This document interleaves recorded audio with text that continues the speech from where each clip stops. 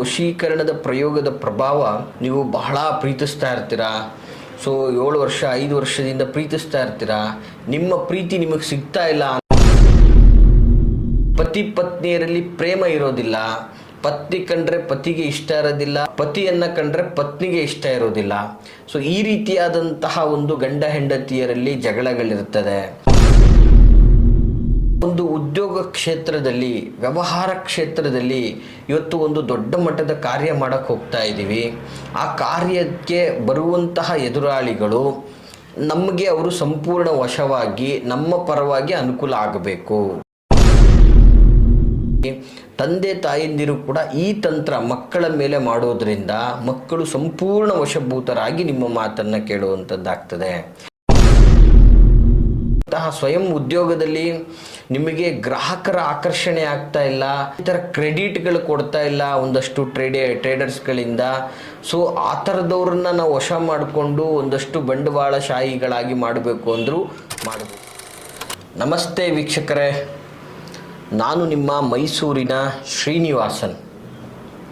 ವೀಕ್ಷಕರೇ, ಇವತ್ತು ನಾನು ನಿಮಗೆ ಬಹಳ ಅದ್ಭುತವಾದಂತಹ ಒಂದು ವಶೀಕರಣದ ಒಂದು ತಂತ್ರವನ್ನು, ಅಂದರೆ ಆಕರ್ಷಿಸುವಂತಹ ತಂತ್ರ ಅಂತ ಹೇಳಿದ್ರು ತಪ್ಪಾಗೋದಿಲ್ಲ. ನಿಮ್ಮನ್ನು ಆಕರ್ಷಿಸುವಂಥದ್ದು ಅಂದರೆ ನಿಮ್ಮ ಒಂದು ಇಷ್ಟಪಟ್ಟಂಥವ್ರನ್ನ ಅಥವಾ ನಿಮ್ಮ ಸೀನಿಯರ್ಸನ್ನು, ಸ್ನೇಹಿತರನ್ನು ಅಥವಾ ನಿಮ್ಮ ಕುಟುಂಬ ವರ್ಗದವರನ್ನು ಅಥವಾ ದಾಂಪತ್ಯದ ವ್ಯವಸ್ಥೆಯಲ್ಲಿ ಒಂದು ಆಕರ್ಷಣೆ, ಆ ಥರದ ಒಂದು ಅದ್ಭುತವಾದಂತಹ ತಂತ್ರದ ಬಗ್ಗೆ ನಾನಿವತ್ತು ನಿಮಗೆ ಈ ಒಂದು ಪ್ರೋಗ್ರಾಮಲ್ಲಿ ಮಾಹಿತಿ ಕೊಡಲಿಕ್ಕೆ ಇಚ್ಛೆ ಪಡ್ತಾ ಇದ್ದೀನಿ. ದಯಮಾಡಿ ಈ ಒಂದು ವಿಡಿಯೋನ ಸ್ಕಿಪ್ ಮಾಡದೆ ನೋಡಿ. ಭಾಳ ಅದ್ಭುತವಾದಂಥ ವಿಚಾರ ಇದು. ಏನಪ್ಪ ಇದು, ಸಾಮಾನ್ಯವಾಗಿ ವೀಕ್ಷಕರೇ ಭಾಳ ಸುಲಭವಾಗಿ ಮಾಡುವಂತಹ ತಂತ್ರ. ಅದು ಬರೀ ಜಸ್ಟ್ ಒಂದು ಮರದ ಗಂಟಿನ ಪುಡಿಯಿಂದ ಮಾಡ್ಬೋದು ಅಂತಂದರೆ ಹುಡುಗಾಟ ಅಲ್ಲ. ಅದು ಅಷ್ಟು ಅದ್ಭುತವಾದಂತಹ ರಿಸಲ್ಟ್ ಇರುವಂಥದ್ದು. ಈ ಒಂದು ಅರ್ಜುನ ಮರದ ಒಂದು ವಿಶೇಷತೆಯಿಂದ ಇದೆಲ್ಲ ಆಗುತ್ತೆ. ಸೊ ಏನಪ್ಪ ಅಂತ ನೀವು ಕೇಳ್ಬೋದು. ಸಾಮಾನ್ಯವಾಗಿ ನೋಡಿ, ಇದು ಯಾವುದೇ ಕಾರಣಕ್ಕೂ ನಾನು ಮೊದಲೇ ವಿಡಿಯೋದ ಪ್ರಾರಂಭದಲ್ಲೇ ಹೇಳ್ತಾ ಇದ್ದೀನಿ, ಈ ಥರ ವಶೀಕರಣ ತಂತ್ರಗಳು ಭಾಳಷ್ಟು ನೀವು ನೋಡಿರ್ಬೋದು. ಬಟ್ ಯಾವುದೇ ತಂತ್ರಗಳನ್ನು ನೀವು ಮಾಡಬೇಕಾದ್ರೂ ನಿಮ್ಮ ಉಪಯೋಗಕ್ಕೆ, ನಿಮ್ಮ ಒಳ್ಳೆಯದಕ್ಕೆ, ಒಳ್ಳೆ ಸತ್ಕಾರ್ಯಕ್ಕೆ ಮಾತ್ರ ಬಳಸಿದ್ರೆ ಫಲ ಸಿಗುವಂಥದ್ದು. ಇದನ್ನು ನೀವು ಏನೋ ಒಂದು ಕೆಟ್ಟ ರೂಪದಲ್ಲಿ ತಗೊಳ್ತೀವಿ, ಕೆಟ್ಟ ರೀತಿಯಲ್ಲಿ ವಿಚಾರ ಮಾಡ್ತೀನಿ ಅಂದರೆ ಅದು ಫಲಕಾರಿ ಆಗುವುದಿಲ್ಲ ವೀಕ್ಷಕರೇ.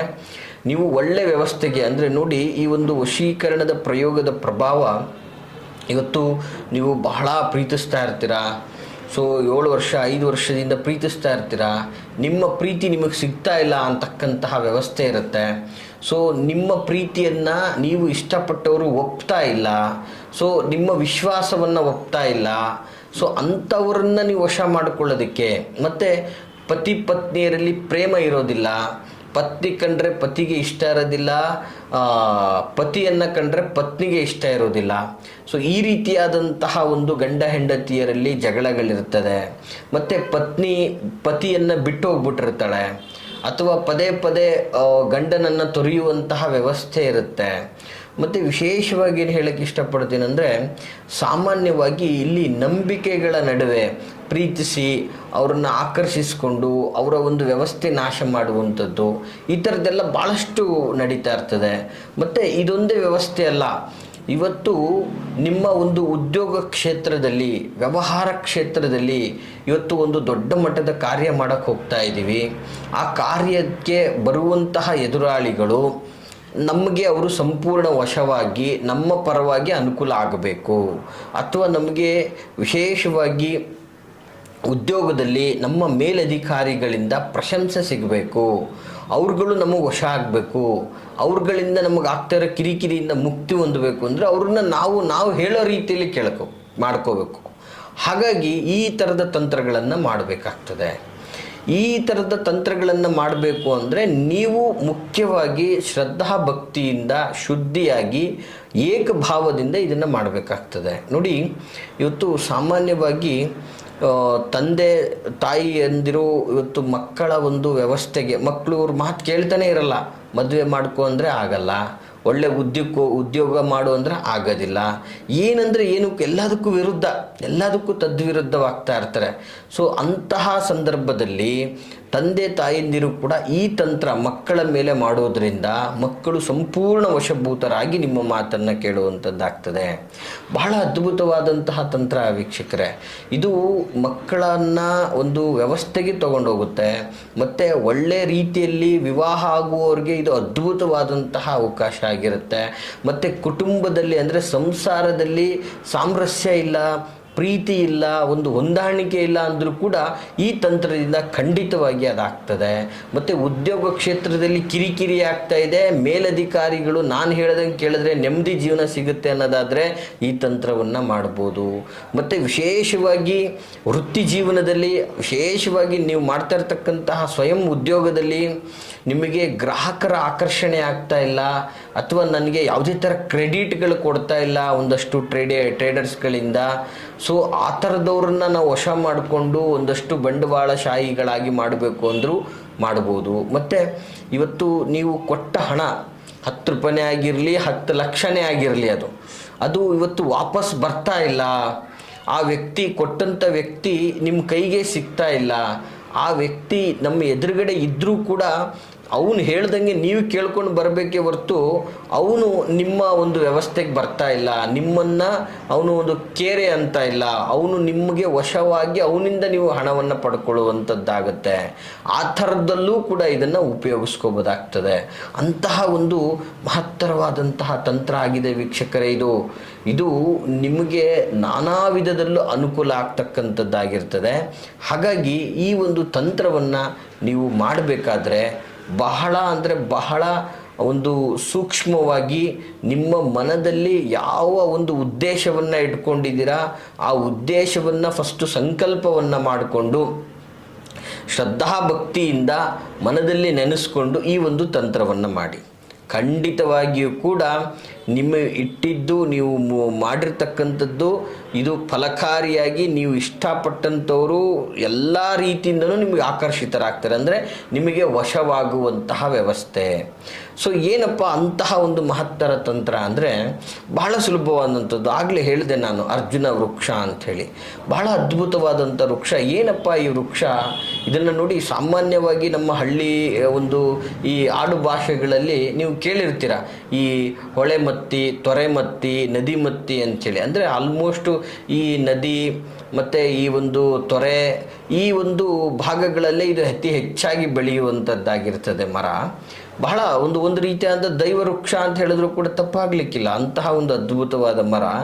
ಆಮೇಲೆ ಇದನ್ನು ಸಂಸ್ಕೃತದಲ್ಲಿ ಧವಳದ ಮರ, ಮತ್ತು ವಿಶೇಷವಾಗಿ ಪಾರ್ಥ, ವೀರಾಂತಕ, ವೀರ ವೃಕ್ಷ, ಹೀಗೆಲ್ಲ ಒಂದು ವಿಶೇಷವಾಗಿ ಸಂಸ್ಕೃತದಲ್ಲಿ ಒಂದು ಪದವನ್ನು ಬಳಸ್ತಾರೆ.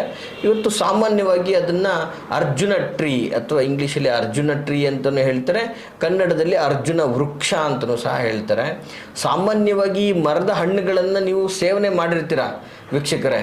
ಏನು ಈ ಸ್ಟಾರ್ ಫ್ರೂಟ್ ಅಂತ ಏನು ಹೇಳ್ತೀವಿ, ಅರ್ಜುನ ವೃಕ್ಷದ ಹಣ್ಣು ಸ್ಟಾರ್ ಫ್ರೂಟ್ ಅಂತ ನೀವು ಇದನ್ನು ಸೇವನೆ ಮಾಡಿರ್ತೀರ, ಭಾಳ ಕಡೆ ನೀವು ತಿಂದಿರ್ತೀರ.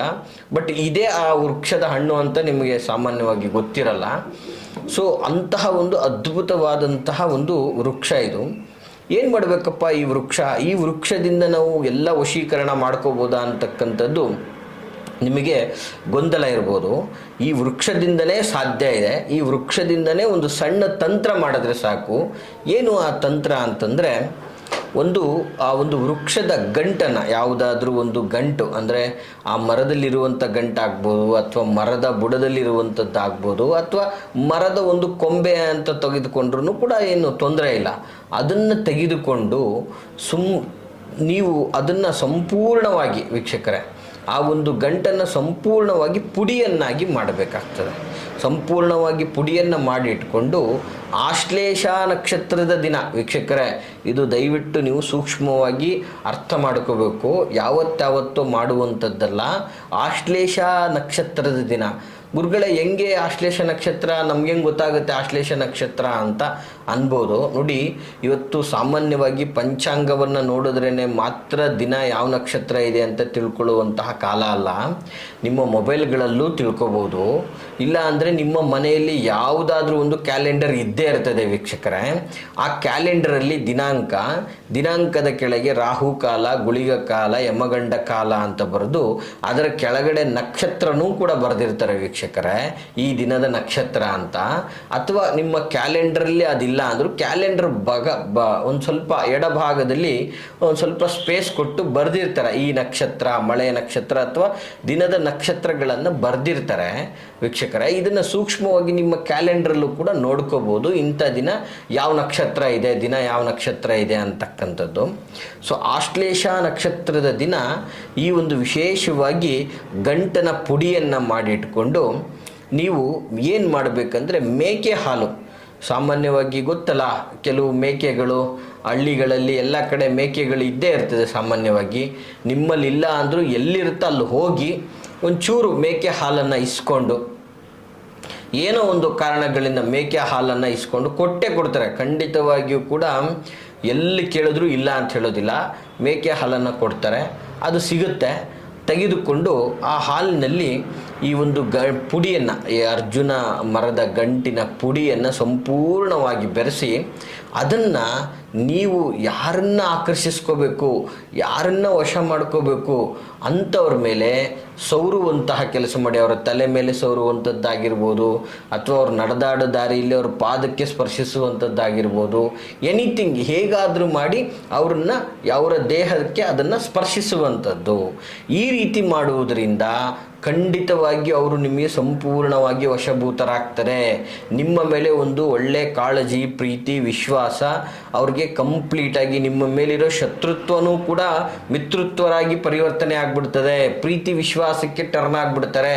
ನಿಮ್ಮ ಮಾತನ್ನು ಕೇಳುವಂತಹ ಒಂದು ದಾಸರಾಗಿ ಪರಿವರ್ತನೆ ಆಗ್ತಾರೆ ಅಂತ ಹೇಳಿದ್ರು ಕೂಡ ತಪ್ಪಾಗಲಿಕ್ಕಿಲ್ಲ. ಅಂತಹ ಒಂದು ಮಹತ್ವದ ಒಂದು ಕಾರ್ಯ ಇದಾಗಿರ್ತದೆ ವೀಕ್ಷಕರೇ. ನೀವು ಈ ಒಂದು ಮಾಹಿತಿ ಸಂಪೂರ್ಣವಾಗಿ ಸೂಕ್ಷ್ಮವಾಗಿ ಈ ಒಂದು ಕಾರ್ಯಕ್ರಮದಲ್ಲಿ ನಿಮಗೆ ಗೊತ್ತಾಗಿಲ್ಲ ಅಂದರೆ ಮರುಪ್ರಸಾರವನ್ನು ಮಾಡಿಕೊಂಡು ಕೇಳಿಕೊಂಡು ಮಾಡಿ ಅಂತ ಹೇಳಲಿಕ್ಕೆ ಇಷ್ಟಪಡ್ತೀನಿ ವೀಕ್ಷಕರೇ. ಈ ಮಾಹಿತಿ ತಮಗೆ ಇಷ್ಟವಾಗಿದ್ದಲ್ಲಿ ಲೈಕ್ ಮಾಡಿ. ಹಾಗೆ ಯಾರೆಲ್ಲ ಸಂಕಷ್ಟದಲ್ಲಿದ್ದಾರೆ, ಯಾರೆಲ್ಲ ತೊಂದರೆಯಲ್ಲಿದ್ದಾರೆ ಅಂಥವ್ರಿಗೆ ಈ ಒಂದು ವಿಡಿಯೋದಲ್ಲಿ ಕಾಣ್ತಾ ಇರತಕ್ಕಂತಹ ಒಂದು ಸಂಖ್ಯೆಯನ್ನು ಶೇರ್ ಮಾಡಿ, ಅಥವಾ ಈ ವಿಡಿಯೋವನ್ನೇ ಶೇರ್ ಮಾಡಿ ಅಂತ ಹೇಳ್ತಾ, ನಾವಿರುವಂತಹ ವಿಳಾಸ ಮೈಸೂರಿನ ವಿಜಯನಗರ 2ನೇ ಹಂತ KD ಸರ್ಕಲಲ್ಲಿ ನಮ್ಮ ಕಚೇರಿ ಇರ್ತಕ್ಕಂಥದ್ದು. ನೀವು ನೇರವಾಗಿ ಭೇಟಿಯಾಗಲು ವಿಡಿಯೋದಲ್ಲಿ ಕಾಣ್ತಾ ಇರತಕ್ಕಂತಹ ಸಂಖ್ಯೆಗೆ ಕರೆ ಮಾಡಿ ಬನ್ನಿ ಅಂತ ಹೇಳ್ತಾ, ಶುಭವಾಗಲಿ. ನಮಸ್ಕಾರ.